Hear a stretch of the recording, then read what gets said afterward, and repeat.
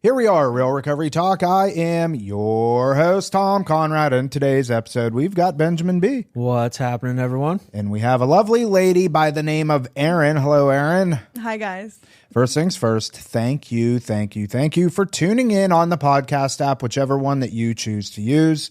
And thank you for watching on YouTube. In the end, if you have any comments, questions, or concerns, you could always reach us info@realrecoverytalk.com. Again, it's info@realrecoverytalk.com. And ultimately, we want to help you turn your mess into your message, right, Ben? Yes, sir. What do you think of that intro, Erin? I am surprised that you can breathe after. I know. I have to take the deep breaths. It was impressive. So, you know, that when this episode airs, I wasn't on the last episode. So I'll be curious to see what the audience thinks on how you did, Ben. Oh, Yeah, you me did too. the intro. Yeah. I'm going to have to watch it. First time in 300 and, well, actually, you're episode 350. Wow.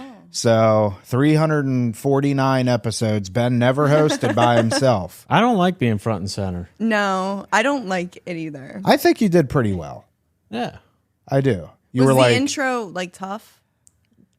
You know what's funny is for as many times as I've heard it, I was sitting there like, in my head, but Yeah. I don't know. I didn't get to listen to it yet. Did you need like a script? I should have put a script up. no, you did fine. It was just like, welcome to Real Recovery Talk.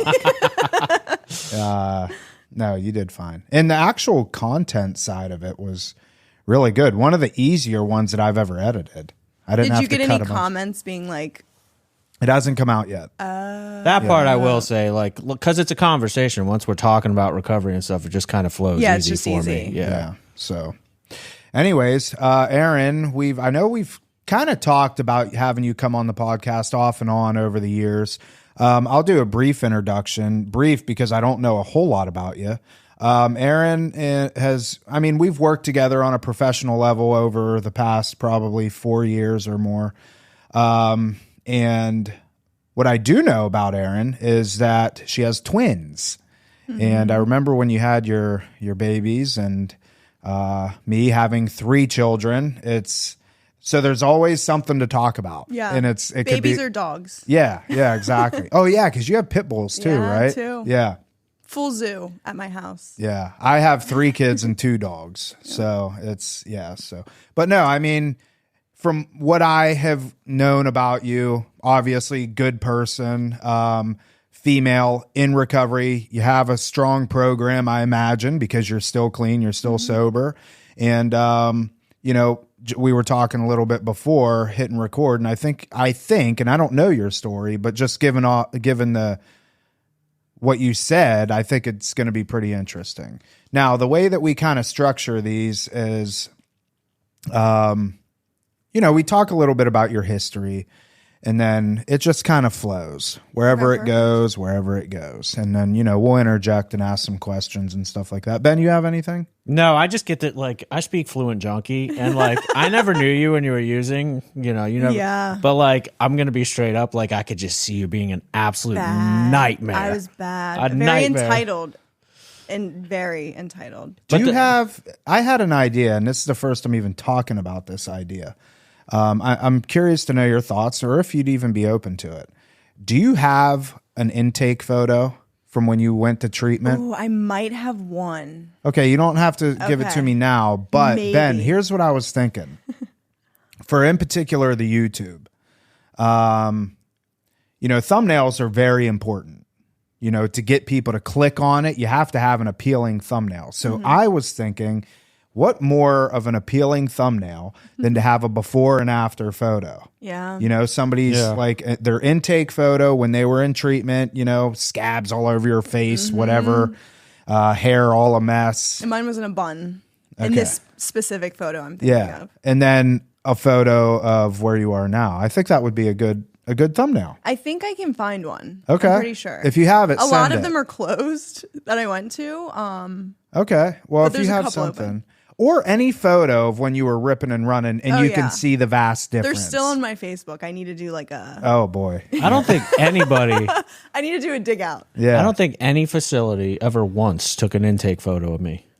Really? No? I was like at places that, I don't know what the deal was. A lot of mine are closed now, so it makes sense. All right. Well, send it if you got it, and I'm gonna, if you don't mind, I'm gonna put it up. Yeah. So, all right. Well, let's just start off. Tell us a little bit about yourself, where you're from, when you got clean, and kind of what led up to you finally getting clean, stuff like that. Okay. Perfect. Well, I am 30 as of this year. I'm from Richmond, Virginia, which is very rare. I feel like there's not many Virginians down in South Florida. My family is, it's hard for me to talk about my family only because I feel like it's kind of their story to tell. You don't have to. They're still very much in the thick of it. But growing up, like I didn't notice any of the issues going on with my family. I pretty much got everything that I wanted. My parents were incredible. I was like a cheerleader in high school. I had like great years growing up.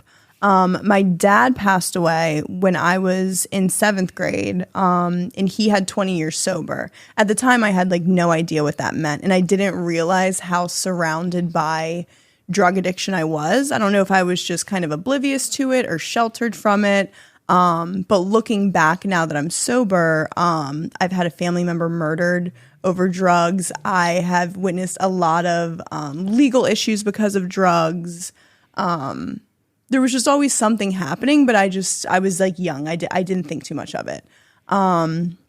So yeah, high school, I just started to dabble. It was like the cool thing to do. You start like drinking. The first time I ever drank was in 8th grade. I'd mentioned it to you, the watermelon brunettes. Oh yeah. Still can't drink anything watermelon flavored. But it seemed like harmless. Everyone was doing it. It seemed like a fun thing to do, whatever. Going into, I guess, college, it obviously got worse and worse. We all know like what happens.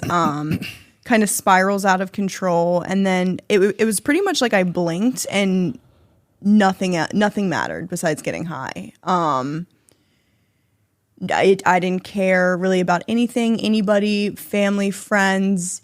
I literally didn't care anything about. I didn't care about anything besides getting high. And I just remember, and I shared it last year when I celebrated 5 years sober, there was this one time that I was sitting in my room in college, and I picked West Virginia University, which, has... Oh, yeah. WVU. has a little bit of a reputation.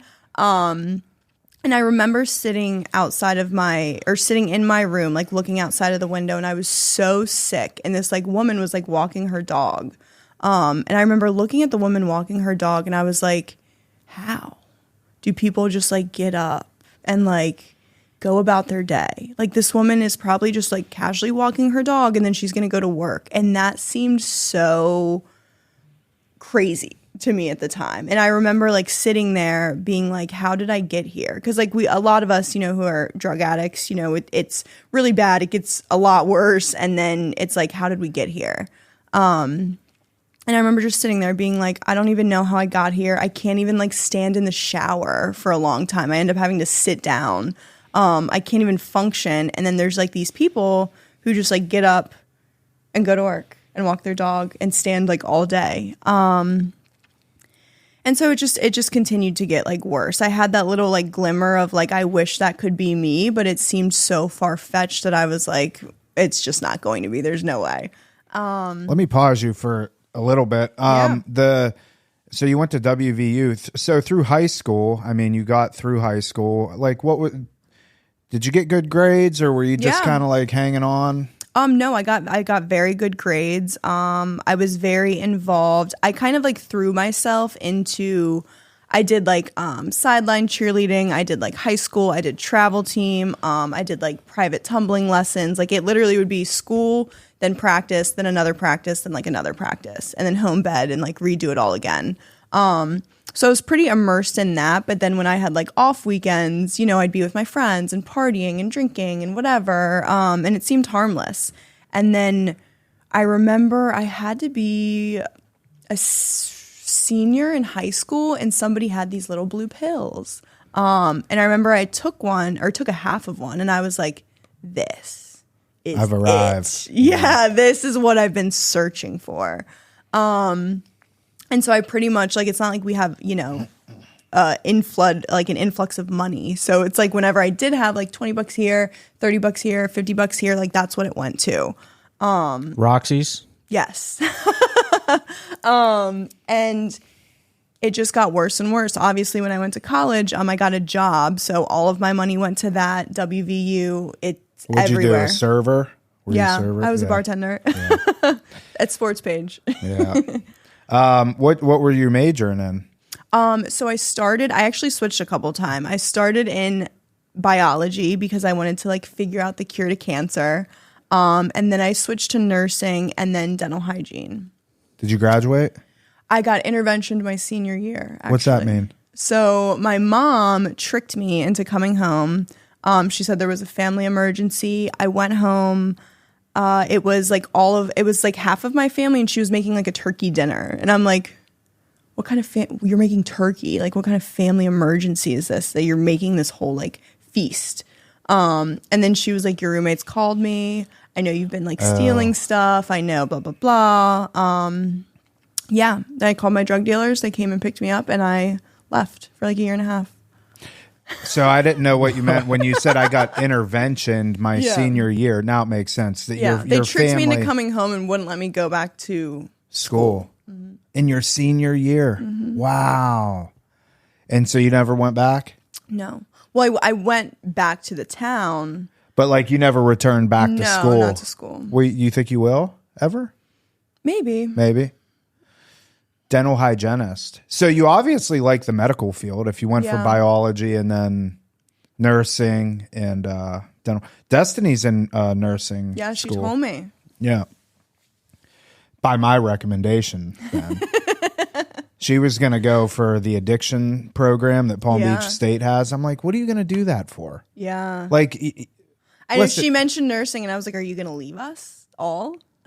Well, and that's kind of what I was alluding to with her. And this is a little rabbit tail, but we do these. She was going to go for the addictions program, and Ben went through it. And I kind of went through it. Tom always finds some shortcut to still he still gets it done, but barely. But with like 25% the effort that everybody else puts. Yeah. Essentially, kind of annoying, essentially what happened is Palm Beach State offers this like addictions program.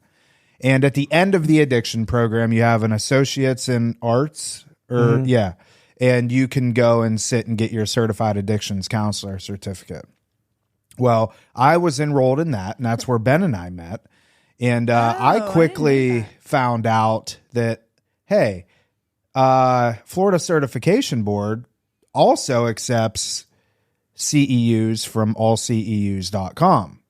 So I'm like, I'm paying at the time hundreds of dollars, which was a lot of money at the time, to go to school to get my CAC, which was the end goal. And I'm like, I can just do it on all CEUs. So literally in like 2 weeks, I had everything done. Ben's like drowning in like work. And Ben was still in school, and I ended up getting my CAC, yada, yada, yada. But going back to Destiny, I was, I'm like, Destiny, the addictions program, that's great. But like, you've created a position for yourself. Right. You don't need a CAC to do what you're doing, and neither do Ben or I. Like, we have it, and it's good to have. It allows us to run groups and stuff like that. But like, it's not very necessary. I'm like, why don't you go for something that it'll like really use? Yeah, that you can use in the event that you decide you don't want to work in treatment anymore for whatever reason. And that's, I think, so ask her. I'd be curious. I would hope she gives me credit as to why she didn't switched her at first, but we didn't get too into. You got to get into detail, because I think she'll tell you that I'm the one that talked her into. But no, anyways, that's so when you're in college and you're kind of dabbling and going through this stuff, was there any part of you that was like, I'm gonna get clean, or no at the time? No, I thought it was fine. I thought everything was fine. Where'd you go for that year and a half is what I want to know. She's like, the drug dealers picked me up and I didn't come back for a year and a half. Yeah. What was that? Okay. So I would always, in my mind, be like friends with my drug dealers. And And when I got home, I thought it was just absolutely absurd. I'd always got good grades. I went to my classes. Everything was fine. Like, what do you mean that I have to go to like treatment? Like, I presented very well always. Like, I have brown eyes. You can't really tell. Like, my pupils don't get crazy. I had that too. Yeah. So it was yeah. I was like, this is like crazy. I cannot believe, even though I stole all of my roommates' valuables, I could not believe that they called my mom. You know what I mean? So I was very upset, called my drug dealers who were like my friends at the time. And one of them I was like kind of dating. And I went and I lived with them for like a year and a half. How old were you? 21 maybe? Yeah. I mean, listen, this story, everybody's story is unique to their own. But they're all the same too. Yeah. You know, I mean, it's just the chaos that ensues. That's why I don't even like get into like, it was like, it was bad. And then I blinked and I'm like, how did I get here? Right. You know? So you entered into, go ahead. I'll throw this out there though. Like a lot of our listeners are under the impression, it's crazy that like their situation's unique, or like, because we have a lot of parents that listen, for instance, more so than people in seeking addiction help or whatever. But like, generally speaking, the parents, the loved ones are looking at like, my kid's the only one that's in this situation. Oh yeah, well we think it too when we first get to treatment. I'm like, here we go. Like, you don't know what I've been through. You don't know what my family's been through. You don't know what I've seen. Like, nobody could ever understand me, and like, I'm different than all of you. None of you are as bad as I am. That's a good point. Yeah, we kind of isolate ourselves, and you know, it's the pity parties and all that stuff. Like, you're just drinking, or you didn't use every day, or you didn't shoot up, or you didn't, and it's ridiculous. Well, I was in a position of I was an alcoholic. Like, alcohol was my deal. Right. And when I went to treatment, I got sober at 26, and I'm in there with, you know, you guys, like legit junkies. You're like, I need to leave. Yeah, you're like shooting dope under a bridge, and I'm like, I drank a lot, you know, and it was my first time in treatment, and first time I ever heard the term copping, you know, and I'm like, copping? I don't understand. And we're like, you're copping what? What's that even mean? And Aaron or I, we're like, what a Yeah. nerd. Yeah, but at the same time, even though I was like using heroin, like I essentially did get kind of homeless because of the drug dealer situation, but then I ended up getting out of that situation and going home. But like, still, because I always presented well and got good grades, like I still looked at myself as different in that sense too. You're not as bad as me, but like, you're worse because you ended up homeless. Right. What was that noise? What is that? It sounds like a ladder. Should I check? Yeah.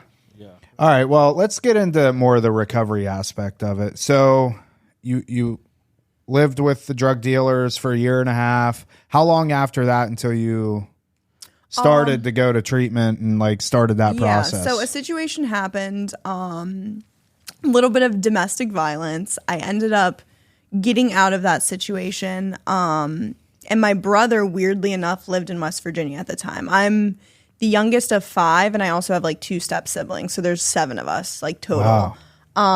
But my brother lived there. He picked me up. I remember like vaguely calling my mom. I was still like obviously high, so it's a little blurry.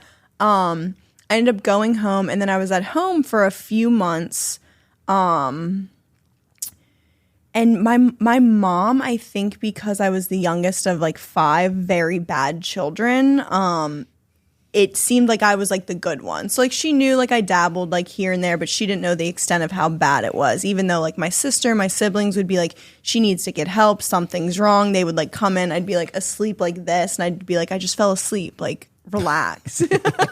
Yeah, everybody just falls asleep. Pouring a soda in my lap. Yeah, so they eventually ended up finding like a bunch of stuff in a drawer. They called my best friend, Zena. She's been my best friend since 5th grade. They called her, and she was down here. She had 3 years sober at the time, and she got me my first scholarship to treatment. So you were scholarshiped? Yes. How old were you then?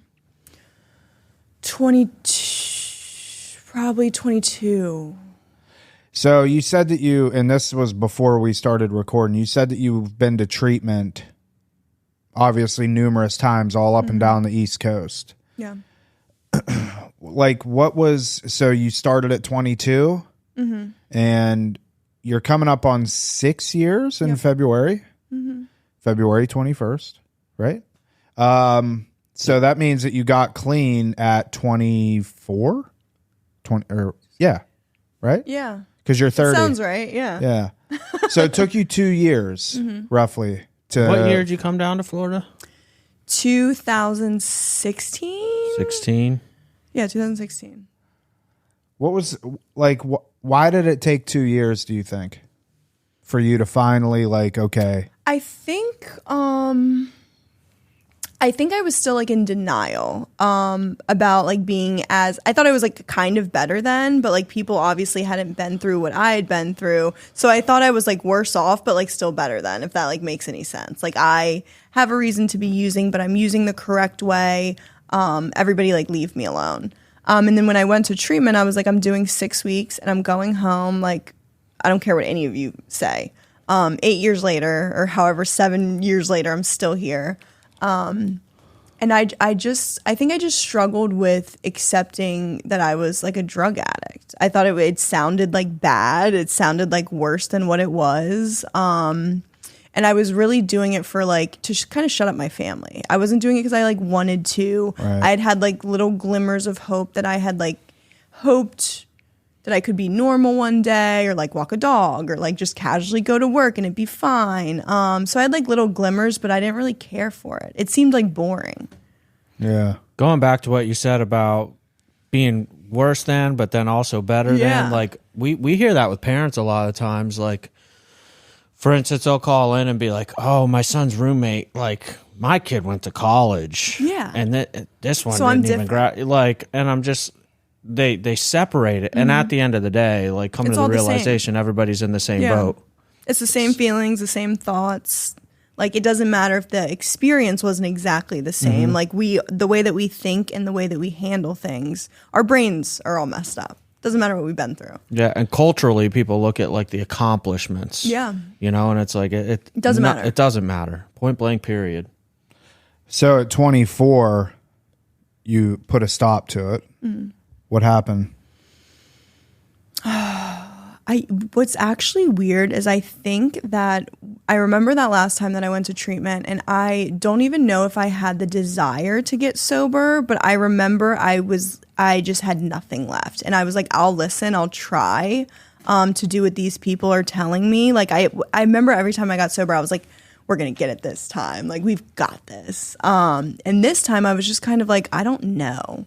So like somebody please, because I was at the point where it was like, if I didn't get sober, I was just going to overdose peacefully and be done with it, because I just was done. I was done trying. I was done being all my friends like were starting to pick up years. I just couldn't get it together. And I was just tired of like trying over and over again. So I guess I just kind of listened.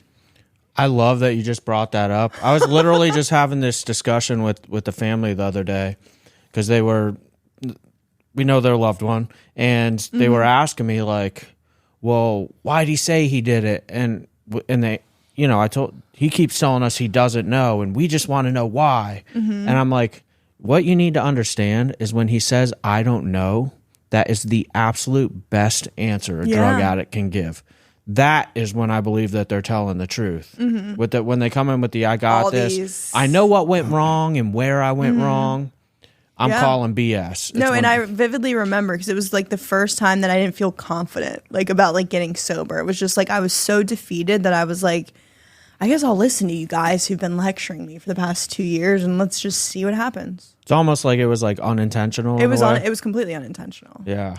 Well, that's why when you know, Ben and I often say when we're talking to parents and stuff that, well, if this is all for nothing, if they don't want to get clean, like what's the point in doing all this if they don't want to do it? No, you don't know until like you like really like. I remember when I thought of treatment, I thought of a hospital and like some walls and maybe getting kind of restrained, but not like mental hospital restrained.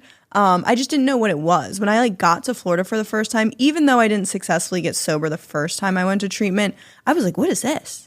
What is this like world? All these people are like sober, and like we like go to the beach and stuff and like do activities. Like it was shocking that that's what treatment was. it gives people an idea of what exists. Because when you're in your addiction, you have no idea that there's an entire recovery culture. No. And I'm like, all these people are sober? What's I'm happening? with you. It exposes them to what's possible. Yeah.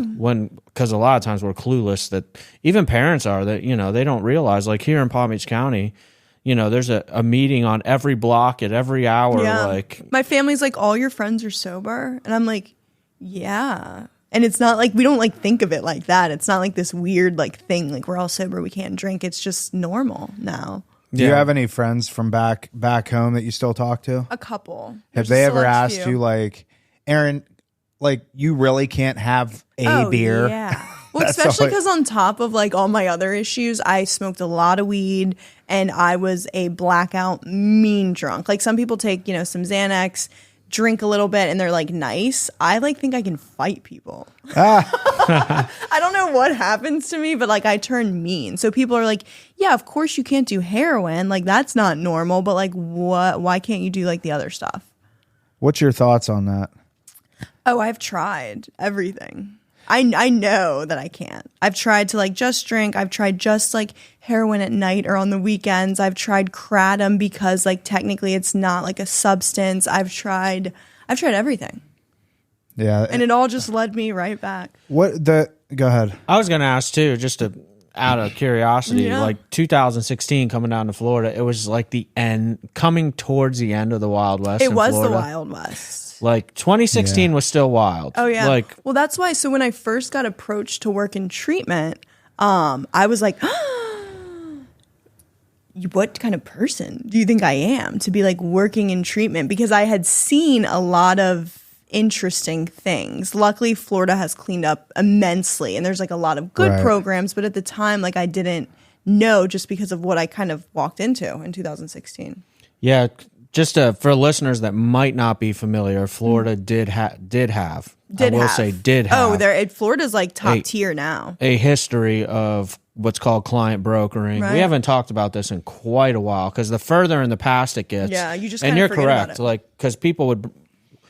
Very rarely does it get brought up in a conversation now when I'm like talking to parents who want their kid to come down to Florida. They're like, it happened to us actually recently. They're like, California and Florida are the worst. We're like, no. So not at all. Yeah, Florida actually paved the way for Exactly. all the new legislation, all the laws.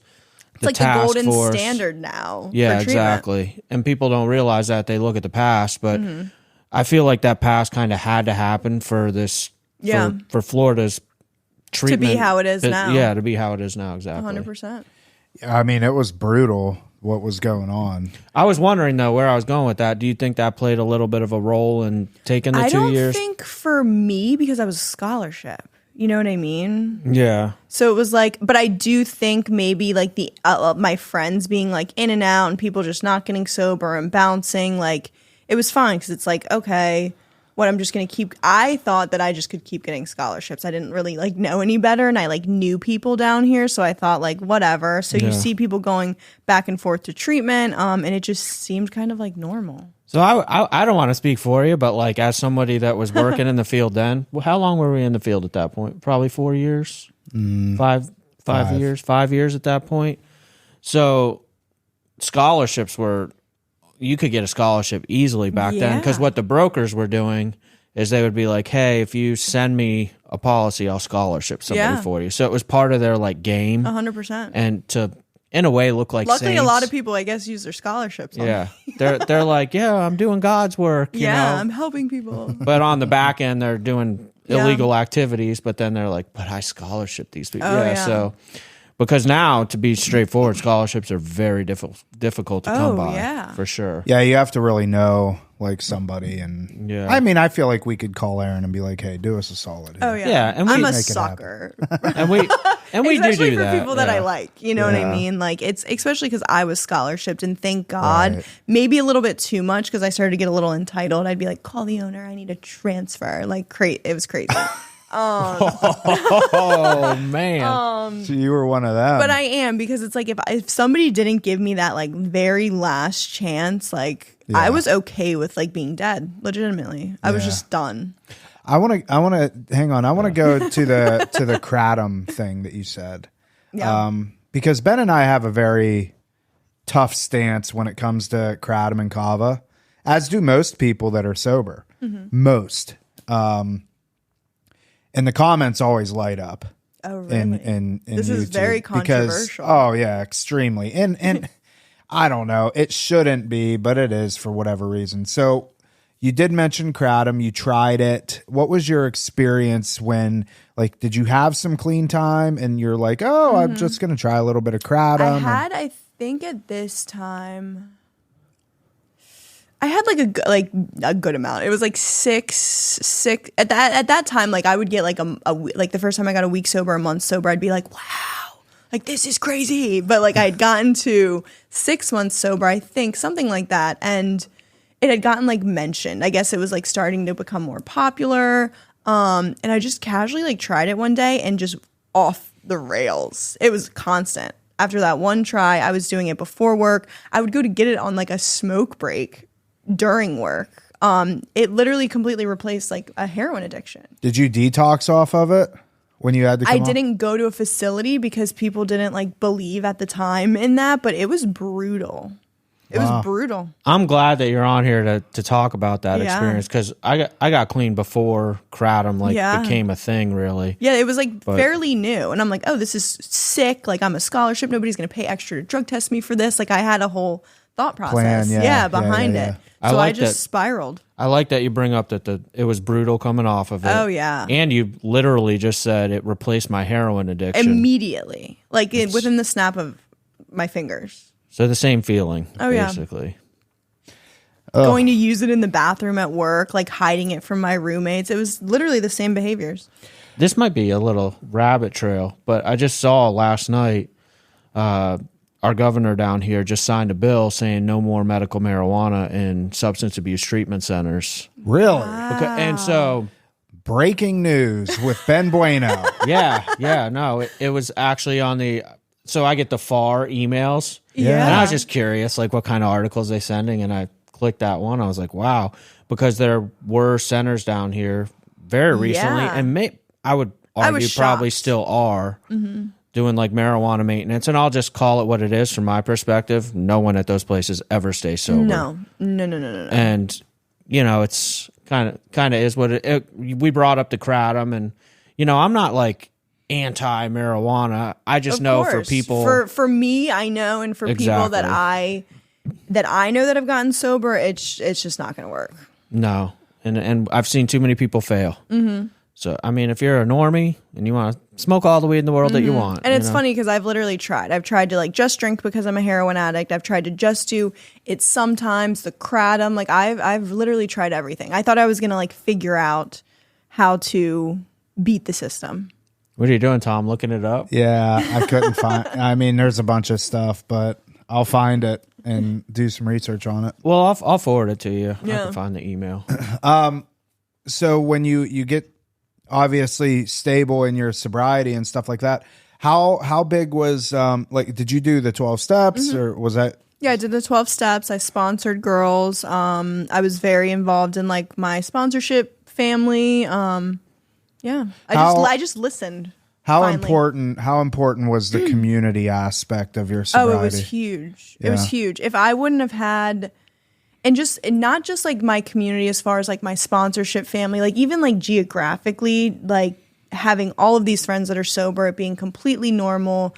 I was like very involved at the gym at the time. Like that community was like very important. My sponsorship family, like you can't do it without people, because you think your thinking and like how your brain works is so different, and you like literally share a little piece and people are like, yeah, normal. You're like, oh, okay. Yeah, that's because we talk about that a lot, the community. I shared this just a couple days ago with our group, and I was saying like the 12 steps obviously are extremely important. Service work is extremely important. Going to meetings is extremely important. But I think what supersedes all of it is the people that we surround ourselves with, the community that we build. And because a lot of times, and I don't see a lot of people talk about it, even though it's the most in my mind, the most important thing. Nobody talks about it. You always hear people say meeting makers make it. Well, I mean, you look at like the 12 steps, it's like we.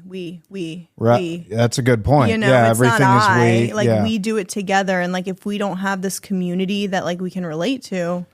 Yeah, so I don't know if people are just not talking about it because they assume that people know, but I don't think people do, because if you look at clients, and obviously the three of us here have worked with thousands of clients at this point.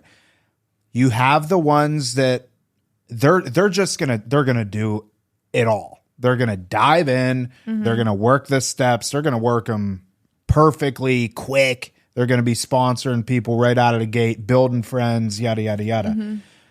But then you got the people that are like trying to that, and we have a couple of these right now that they're not bought in to the 12 steps, and.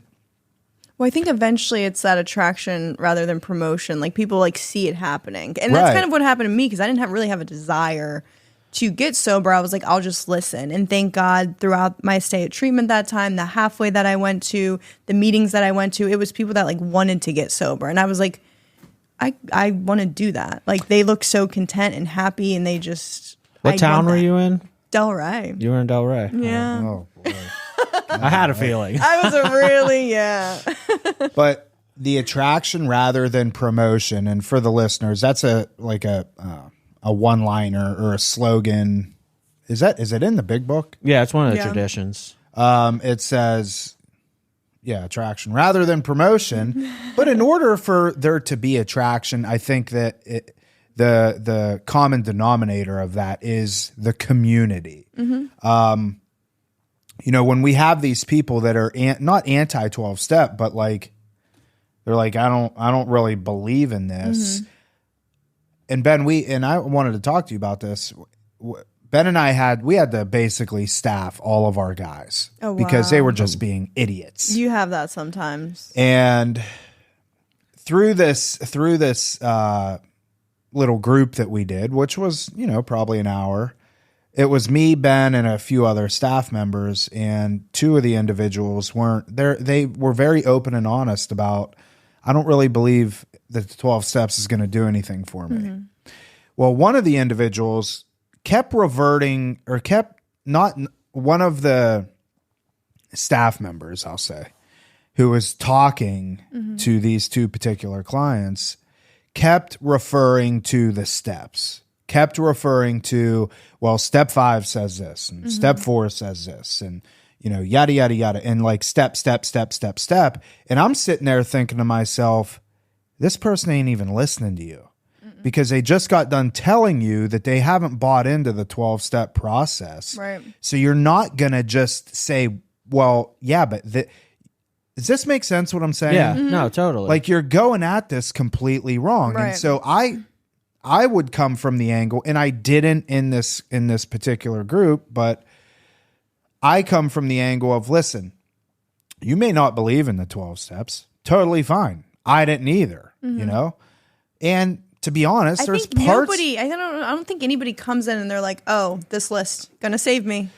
Right. Like it's not. And even to this day, like, I did the 12 steps. Yes, it was a great process, but I'm very open. I didn't see a burning bush. I didn't have some super spiritual experience. I think it was good. And for me, it showed a level of commitment. It showed a level of trust. I was willing to meet up with another dude every week and talk about myself. And, a lot of those things were benefits. But where was I going with this? When I'm talking to somebody like this that is relatively anti-12 step, I'm like, instead of focusing on the steps and how they're not going to work for you, maybe they won't, but the people that you will make friends with and build relationships with, some of the most fruitful relationships I've ever made is inside the rooms of Alcoholics Anonymous. And steps alone, like, even if you breeze through them and you don't get a whole lot out of it, you're going to meet a ton of people that are going to serve you well in your life. So take it for what it's worth. If you want to half-ass the steps, whatever, don't recommend it. but you have to go out, meet people, build community, have a solid foundation of people that you can rely on. And that, I think, resonates with people because they're like, yeah, I mean, you're talking a lot about God and God this and God that, like, whatever, I'll do it because you're telling me to. But you start meeting these people, you know, and that's where the attraction comes in. It goes back to Erin's story, my story, and you just got to let people be where they're at. Yeah. Like if somebody tells me that they're not buying into it, I'm okay with that. Yeah. Because look at how many of us have the story that like we went to treatment multiple times, showed up to tons of meetings because that's where the van brought us. I would speak at the meetings and everything. And then when your buddies start staying sober and like you keep going out and then you pick up on the fact like, well, I didn't do this the first time or the second time or the third time. Maybe this is the missing link. Yeah. Allowing somebody to have their experience. So when parents ask us like, oh, what's your success rate? You know, it's and fake. How do you measure success? Yeah, you can't. It's not real. Because and whoever gives you a success rate is lying. That's what we say all the time. Or I tell them, look, if they tell you they have a 90% success rate, which places out there do say this. It's crazy. It's all commercial during Super Bowl. They Did you see that? No, I missed it. Did you? Who was it? I won't say the name of the facility, but I forget what percent they said, but they were like, we have a 94% success rate. But I would be curious to see the parameters of what that looked like. Yeah, where did you get that statistic? Maybe I'll tell you what it is. Their lockdown residential It's program. finishing the program. You know, 94% of the people that come in here get a completion letter. Congratulations. Yeah. You know, It's just the very, very beginning. 99% of the people that come in here, I would argue even higher than 99% get a completion letter. Now, I could go out and blast that all over, but it's like, yeah, what's the definition of completion? Like there is no medal at the end. You don't get a trophy and all that stuff. But I don't know, bunch of crap. It's like getting your high school diploma. Then you Yeah. just move on to what comes after that. Yeah. Like, it's, Yeah, you get your high school diploma and then you go and get a degree. go in do more work.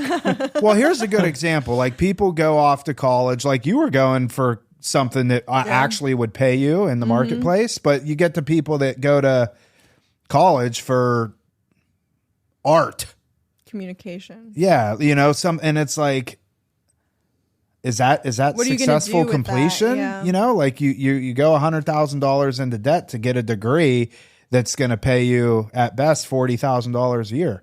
Congratulations, boy, successful.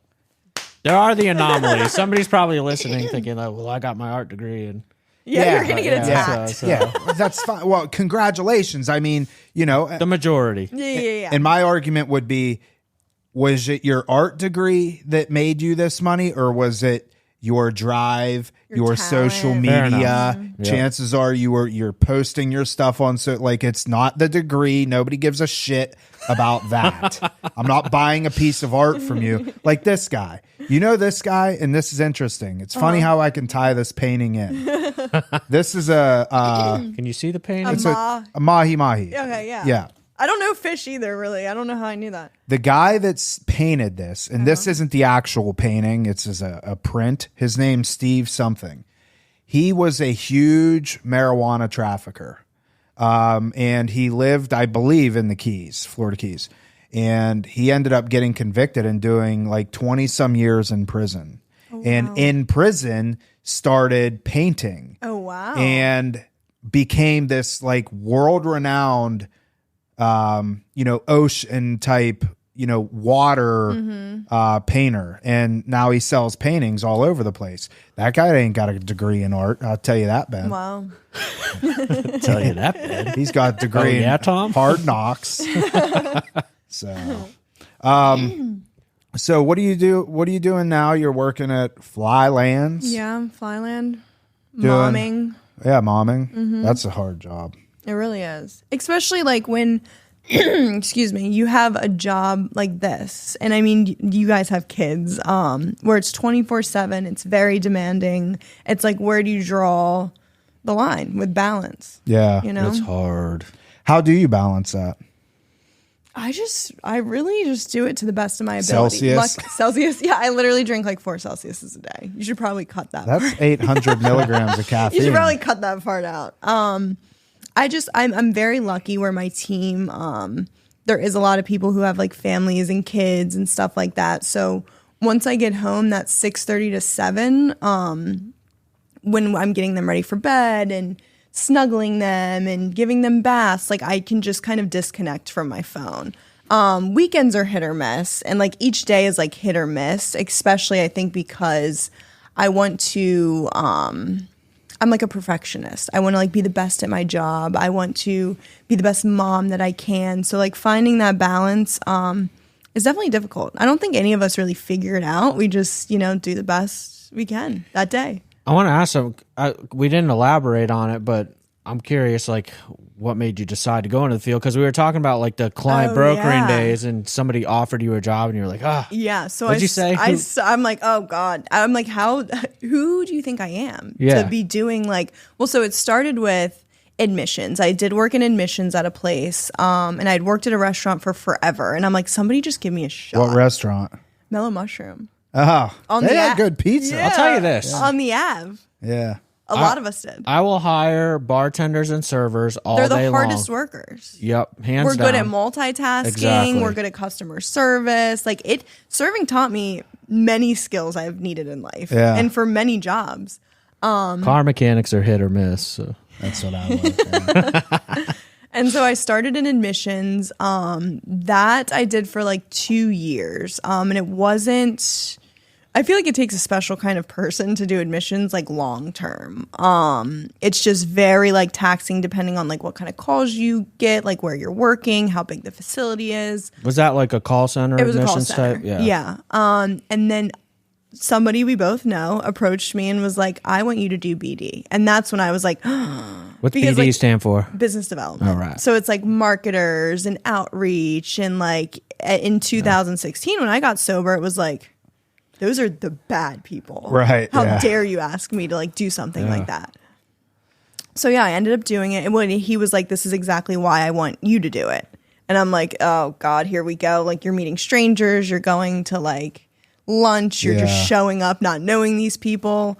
And I eventually just got like used to it. I learned that there are like a lot of good people. It wasn't how, it was before. There still are, some people that are, but jury's out, yeah, but I ended up like loving it, truly. I want to give an example of that with the BD stuff, because you just mentioned like going out to lunches and stuff, and a lot of people are under the impression like that's all business development people do. Oh my gosh! But my fiance is like, you go to lunch. I'm like, I will kill you. So just to like kind Right of tie it in there, I had gotten a phone call over. This was started earlier this week with a mom whose son had been Baker acted, suicide attempt, all this stuff.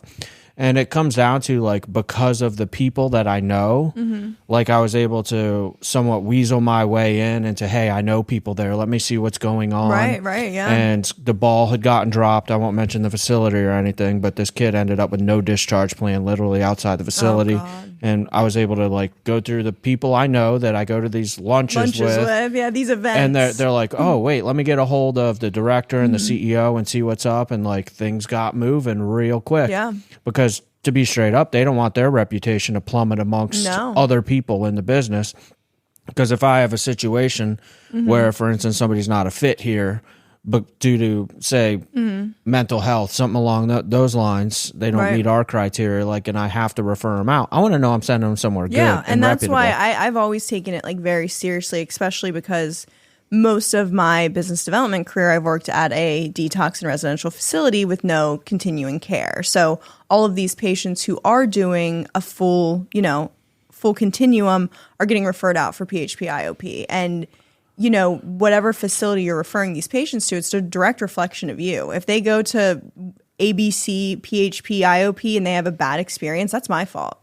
It depends on the patient, but you get what I'm saying. Right. Like if it's not a good facility, good people that work there. So like I'm very crazy. I have the worst fear of like a mom and dad being calling like, me and you sent my son. And it's like, I thought they were good, And that's why now it's like I really do like get to know all of these people that I work with, because I want to make sure that it doesn't fall on our reputation, because we want to do the best for them, and that they're actually like good facilities. And I'll throw this out. No place is perfect. No. And you're always going to get, a parent or a patient or somebody who's like unhappy. It's going to happen. But like, I don't want multiple bad reviews. And for us too, if we know somebody there and a ball is being dropped, because we just places call them. we call them and they're like, oh, let me check on that. Yeah. And if something was wrong, they get it fixed. Yeah. Because we got that direct relationship and that in. Yeah. So there's a lot of benefits to it. Yeah, for sure. That was fun. It was. Is there anything else that we need to cover that we didn't? I don't think so. Pretty easy, right? Yeah, it was very easy. What about you, Ben? You good? There was a bunch of other topics in there that I could bring up. It's better if I just don't know what we're going to talk about and we just wing it. Yeah. Yeah, I think that's it. I can't think of anything. Oh, I can think of stuff, but are we ending? Well, it's an hour. It's been an hour. So. We can have you come back. I will come back anytime. Yeah, absolutely. I'm a talker. Well, thank you. Of course. For coming on. If people want to know more about Flylands, they can go where?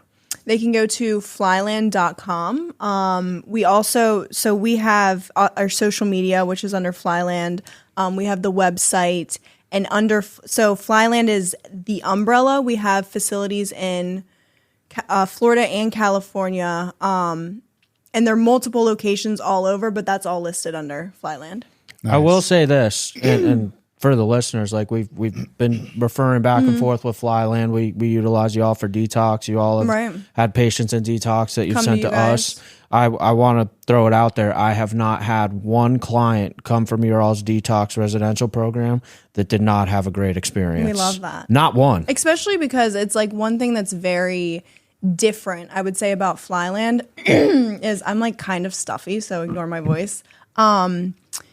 Is we like pay so much attention to like the little details. Like they have like the Volo tablets that have their like menu, their schedule for the week. It's like their own individual tablet where they can watch YouTube and get on. Yeah. You didn't know this? No, you should put Real Recovery Talk YouTube channel on their podcast. No, we literally could. And so the YouTube channel is all recovery related stuff. And then like Netflix is obviously for when, you know, you're winding down, going to bed. They have the Flyland like headphones. So like the roommates don't fight over who. So they don't fight over like who gets to watch the TV. Like I'll show you pictures. Well, we're just going to come there. Yeah. And then we also have the Observe Smart bracelets. So, you know, when a tech is like, you know, making rounds, they see Jim walk across and they're like, oh, saw him. He was fine. He's good. This actually requires you to get within a certain distance to actually make sure their breathing is like normal. You actually get their vitals instead of just like faking it. Yeah. Wow. So we really go like above and beyond. That's cool. Yeah. The other thing helpful too is that you all are a bigger facility than we are. You know, we're an all out network program here at Rock, but like there's a lot of folks we get calls in and we refer them over because you all are able to take a lot of the insurances that we can't, stuff along those lines. So it really helps broaden the amount of resources that especially because people can there utilize. Is so many avenues. We have like the out-of-network detoxes in Florida. We have an in-network detox in Florida. We have a primary mental health in Florida. Where's that at? In Boca. Oh, yeah? Yeah. Okay. And they're all like stunning. So our owner's wife goes and flies to all of our locations and she like designs them herself. So you could tell a woman does it. Oh, it's have you ever seen pictures? I'll show you after this, but they're stunning. And we do the rooms like very minimalistic because that's kind of like their downtime, their time to themselves to just kind of like relax. And then the facilities are a little loud, but they're cool. So yeah, we'll have to come and see. I'm sure Destiny has seen them. Yeah, she always ends up at Daylight in West Palm. Somehow. Yeah, that's where I always end up. Yeah, I don't know how, but I'll like send somebody over and she'll be like, I'll come visit. And I'll like go to look at where they're at. And I'm like, call Isaiah. You always end up with Isaiah. You know, it was funny. This was probably a month and a half ago. I was over at Daylight to talk to a potential client over there that did end up coming up over to us. But one of the techs was walking by and did like a double take and stopped. They're like, wait, you're Ben from Real Recovery Talk. I'm like, yeah. So wait, really? That's so cool. One of the techs just randomly, and I had no idea who she, blonde girl. That was probably a really what cool her name feeling. was. Like, Yeah. But no, it's cool. She goes to every facility, completely like redoes them. She's incredible. Wow. So we really put, extra stuff into Introduce me to the guy.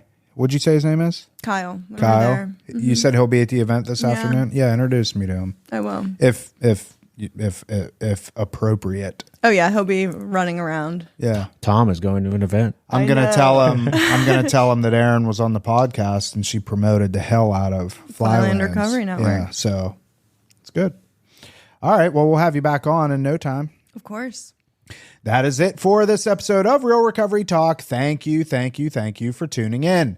In the end, if you have any comments, questions, or concerns, you could always reach us info@realrecoverytalk.com. Again, it's info@realrecoverytalk.com.